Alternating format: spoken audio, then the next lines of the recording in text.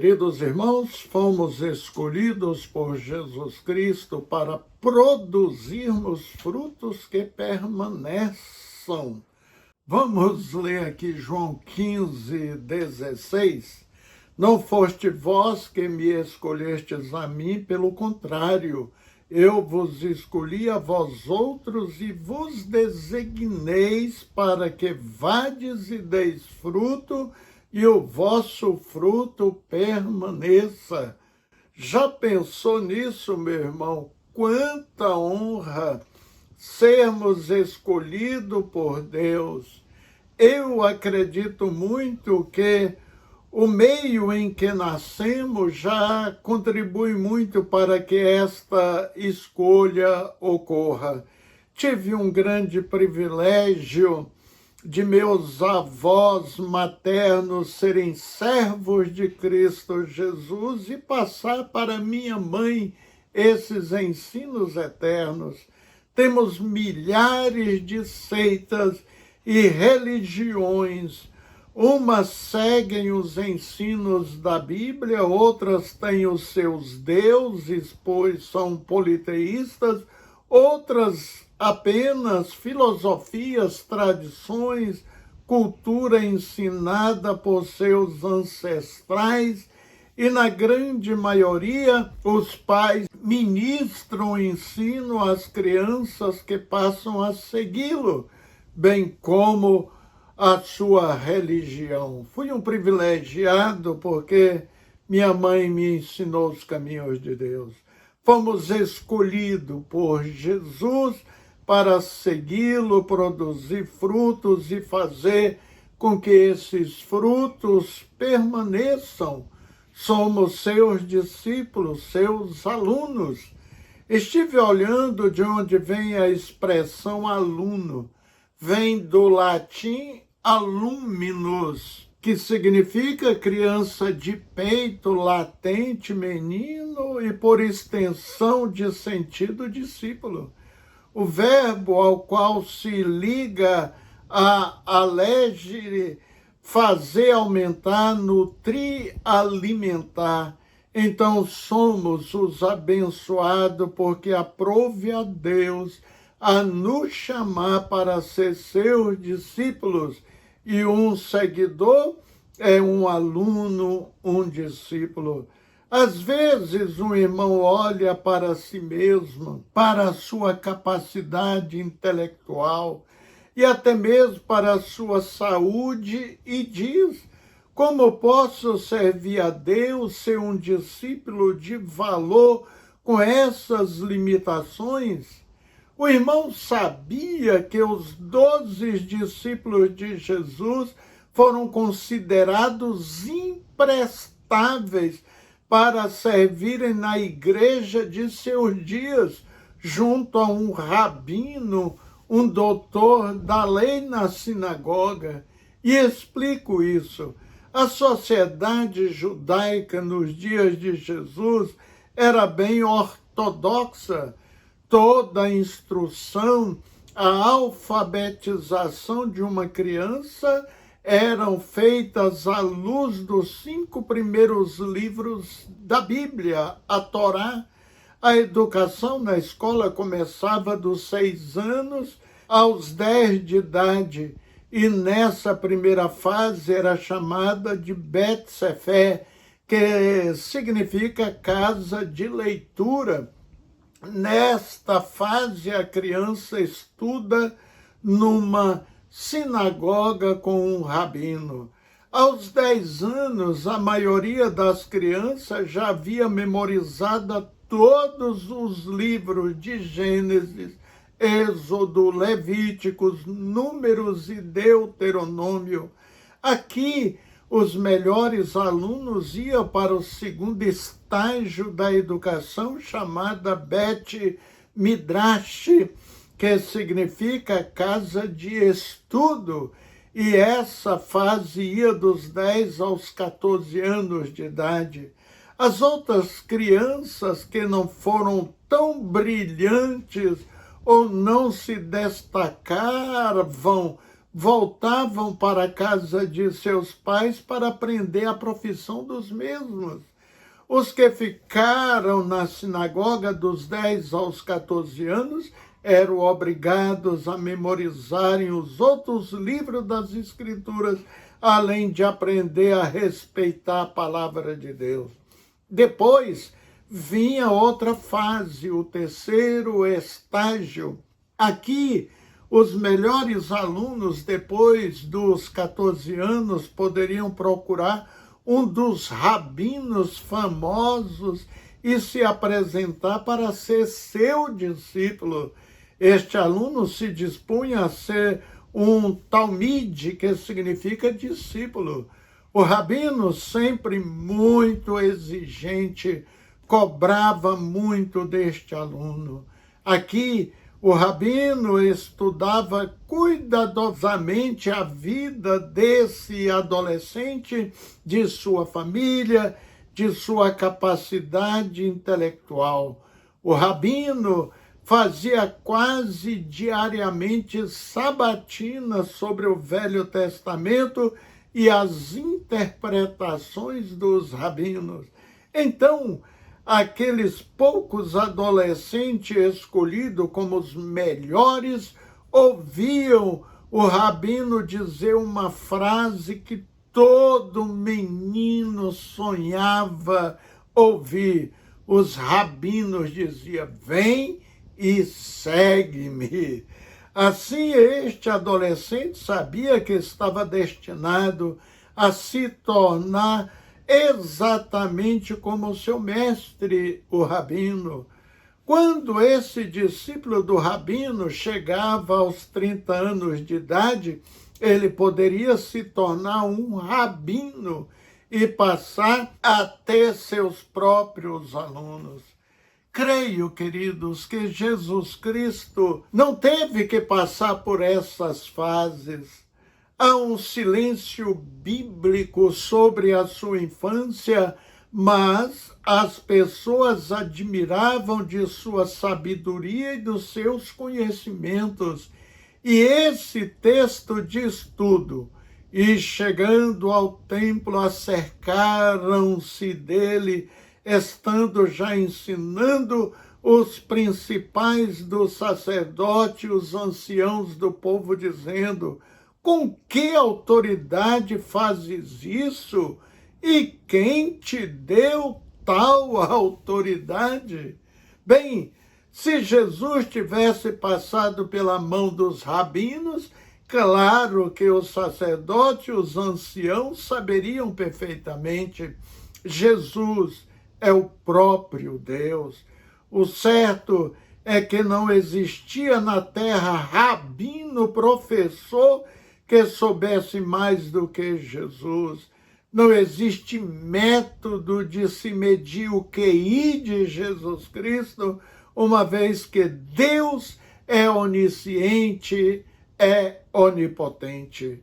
Voltando, querido, aos discípulos, o que eu acho incrível é que Jesus não ficou esperando nenhum discípulo procurá-lo, mas ele mesmo os escolheu. João 15:16 diz: não me escolheste vós a mim, mas eu vos escolhi a vós e vos nomeei para que vades e deis fruto, e o vosso fruto permaneça, a fim de que tudo quanto em meu nome pedirdes ao Pai, ele vos conceda. Apenas um dos discípulos de Jesus Cristo tinha uma cultura razoável. Trata-se de Levi, conhecido também como Mateus. Por que digo isso? Bem, ele era agente fazendário, era um coletor de impostos. No mínimo, era estudado, pois entendia de aritmética, de matemática, de finanças. Quando Jesus chamou Pedro e André, diz a Bíblia que eles estavam fazendo o quê, irmãos? Pescando. Porque esses dois homens não haviam sido na infância e adolescente bons o suficiente no ensino para ser discípulo de um rabino e foram mandados de volta ao lar para aprenderem a profissão do pai, o de pescador. Com certeza, irmão Pedro e André sonhavam ouvir aquela frase: vem e segue-me. Agora Jesus, que é infinitamente maior e melhor do que um rabino, diz a eles: vem e segue-me. E diz a Bíblia que eles deixaram imediatamente a pesca. Jesus depois viu João e Tiago consertando as redes, pois também aprenderam a profissão do Pai. Eles também não tinham sido selecionados para ser discípulo de um rabino, mas também ouviram de Jesus: vem e segue-me. Creio que todos os 12 não foram alunos suficientemente bons no período escolar rabínico, pois nenhum era seguidor de rabino ou se tornou um rabino. Quero dizer-lhe uma coisa, querido: a escola, a sociedade daquela época rejeitaram esses 12, mas Jesus Cristo viu neles um potencial extraordinário. Saiba, querido irmão, minha querida irmã, que você foi selecionado, selecionada, escolhidos para ser discípulos de Jesus, pois ele acredita em você. Em 1 João 4, 15, 17, lemos: qualquer que confessar que Jesus é o Filho de Deus, Deus está nele e ele em Deus. E nós conhecemos e cremos no amor que Deus nos tem. Deus é amor. E quem está em amor está em Deus e Deus nele. Nisto é perfeito o amor para conosco, para que no dia do juízo tenhamos confiança, porque qual ele é, somos nós também neste mundo. Que privilégio! Já pensou? Os discípulos foram desprezados porque não eram bons o suficiente para ser discípulo de um rabino. Quero esclarecer mais uma coisa para o irmão. Primeiro, Mateus 11, 28, 30, temos aquele conhecidíssimo versículo: venham a mim todos que estão cansados e sobrecarregados, e eu lhes darei descanso. Tomem sobre vocês o meu jugo e aprendam de mim, pois sou manso e humilde de coração, e vocês encontrarão descanso para as suas almas, pois o meu jugo é suave, o meu fardo é leve.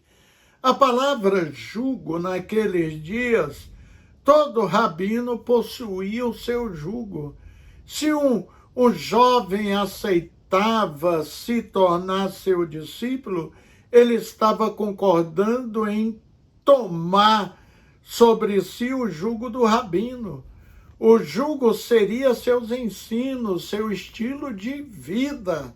Observaram no texto que acabamos de ler, começa dizendo que o jugo de Jesus é suave e leve. O discípulo de João Batista e dos fariseus ficaram indignados porque os discípulos de Jesus não jejuavam, comiam sem lavar as mãos, entre outras coisas. Bem, Jesus provou que seu jugo é suave e seu fardo é leve. Sirvo a Jesus desde a minha adolescência. Foi fácil entender que a vida cristã, queridos, é um processo de aprendizagem sempre. Em João 6,45 lemos: está escrito nos profetas, e serão todos ensinados por Deus. Portanto, todo aquele que do Pai ouviu e aprendeu, vem a mim. Agora vamos ler Mateus 28, 18 ao 20. Chegando-se, Jesus falou-lhe, dizendo: É-me dado todo o poder no céu e na terra. Portanto, ide fazer discípulo de todas as nações, batizando-os em nome do Pai, do Filho e do Espírito Santo, ensinando-os a guardar todas as coisas que eu vos tenho mandado. E eis que eu estou convosco todos os dias, até a consumação dos séculos. Amém. Discípulo é o termo mais usado nos evangelhos para descrever os seguidores de Jesus Cristo. São 269 referências. Se nós somos os alunos, quem é o professor? Evidentemente que é Jesus. Ele nos ensina como viver, ser e fazer e ensinar, e nós aprendemos isso fazendo. Jesus não força ninguém a segui-lo, apenas estende o convite. Se alguém quer vir após mim, a si mesmo se negue, dia a dia tome a sua cruz e siga-me. Lucas 9, 23. Jesus não pediu.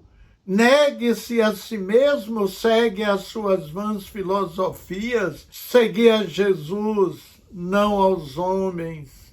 Isso é lealdade. Os discípulos não estão acima do mestre, né? Diz a Bíblia. Basta o discípulo ser como mestre. Mateus 10, 24 a 25. É bom lembrar que seremos sempre alunos e nunca mestre de Deus.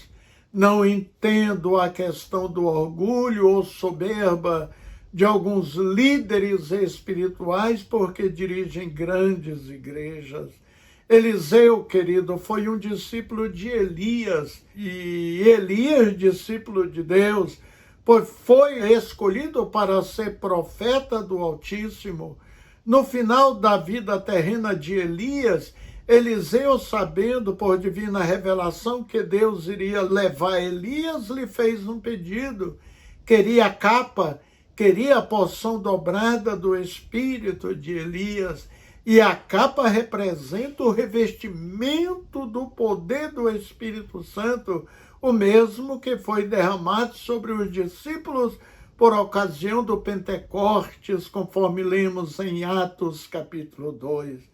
Para encerrar, por falar em Elias, lendo 1 Reis 18, vemos algo sobre Elias que impressiona. O rei Acabe disse a Elias: És tu perturbador de Israel? Por que perturbador de Israel, queridos? Israel estava em pecado. Israel não estava seguindo os mandamentos do Senhor. E Elias condenou isso e por isso recebeu o apelido de perturbador. E o irmão também tem sido chamado de perturbador por estar sempre pregando e desfazendo as obras do diabo em nome do Senhor Jesus Cristo. Os ímpios têm nos julgado. De que forma? Por ser um perturbador ou por estar dando mau exemplo, um mau testemunho? Pensa nisso, amém? Vamos orar. Que privilégio, Senhor, sermos discípulos, seguidores do autor e consumador da vida e da fé, o Salvador Jesus Cristo. Senhor, nos escolheu primeiro para darmos frutos e frutos que permaneçam. Queremos ser assim, Senhor, uma árvore frutífera sempre. Obrigado por este momento importante de estudo da Tua Palavra. Em nome do Salvador Jesus. Amém. Um abraço, querido. Deus te abençoe grandemente. Até o nosso próximo encontro, com a graça de Deus.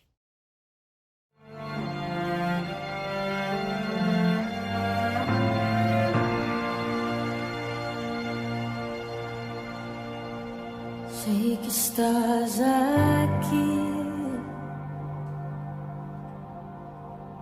aqui neste lugar.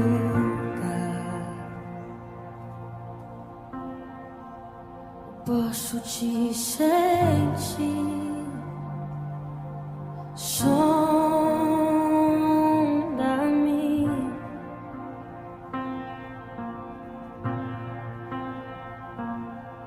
com teu amor,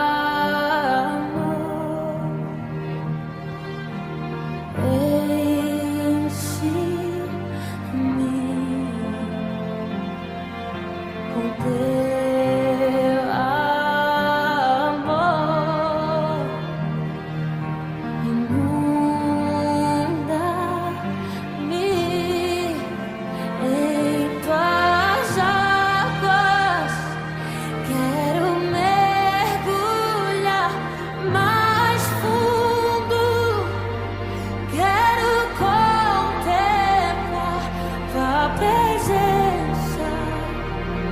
É o meu lugar e nada vai me separar do teu amor.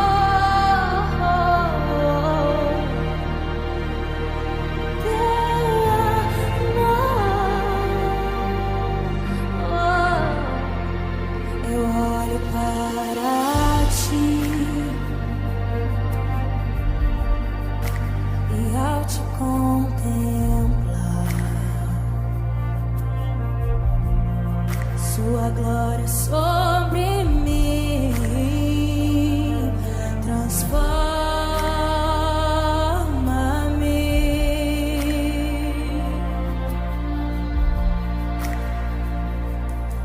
Com teu amor,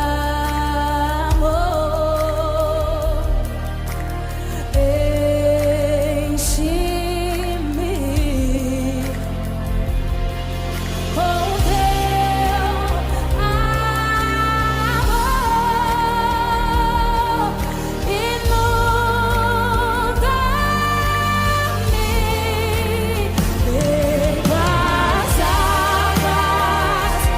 Quero mergulhar mais fundo, quero contemplar sua presença. É o meu lugar, nada vai me separar. Em tuas águas, quero mergulhar mais fundo, quero contemplar tua presença.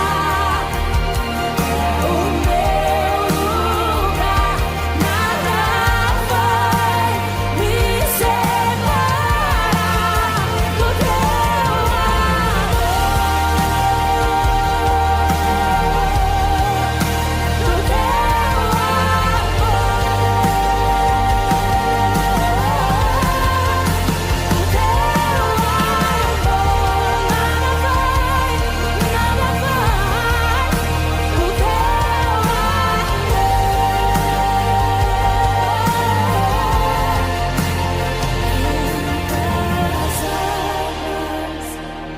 quero mergulhar mais fundo, quero contemplar tua presença.